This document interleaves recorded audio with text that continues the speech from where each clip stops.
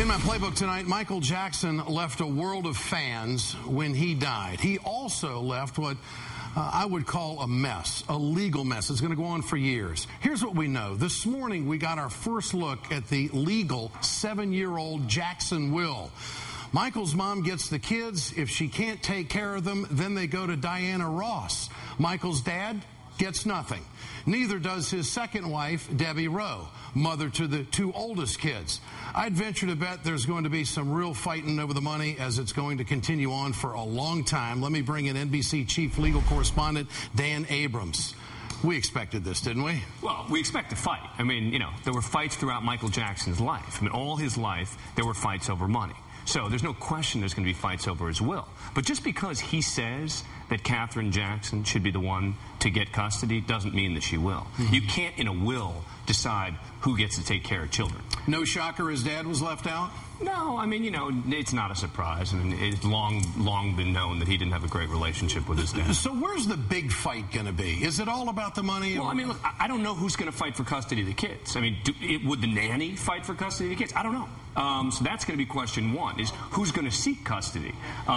Number two, there will definitely be fights over money. I mean, there is just no question. I mean, from the very beginning, there are going to be fights of all the people he owes money to are going to be fighting as to who gets paid first. But, Dan, a will's a will. How can it be challenged? Well, I mean, first of all, the fact that Michael Jackson has said that he wants his mom to get the kids is not binding, period. Mm-hmm. You cannot automatically say who gets custody. The standard is best interest of the child.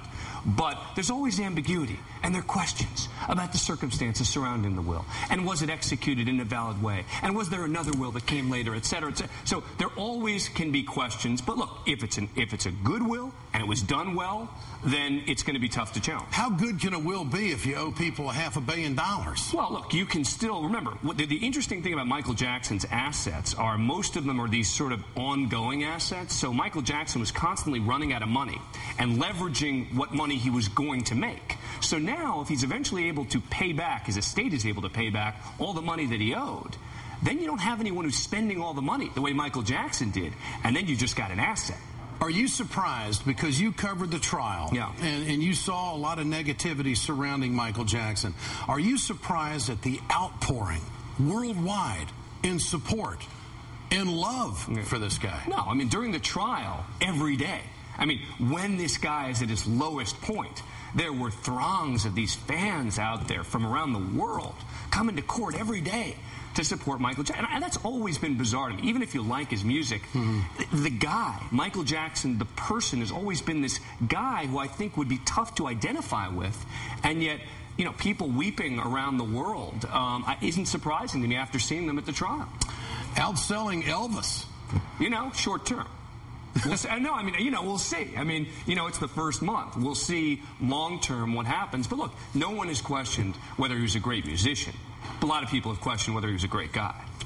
Dan Abrams, good to have you with us. Ed, good to see you. Thanks for coming in tonight.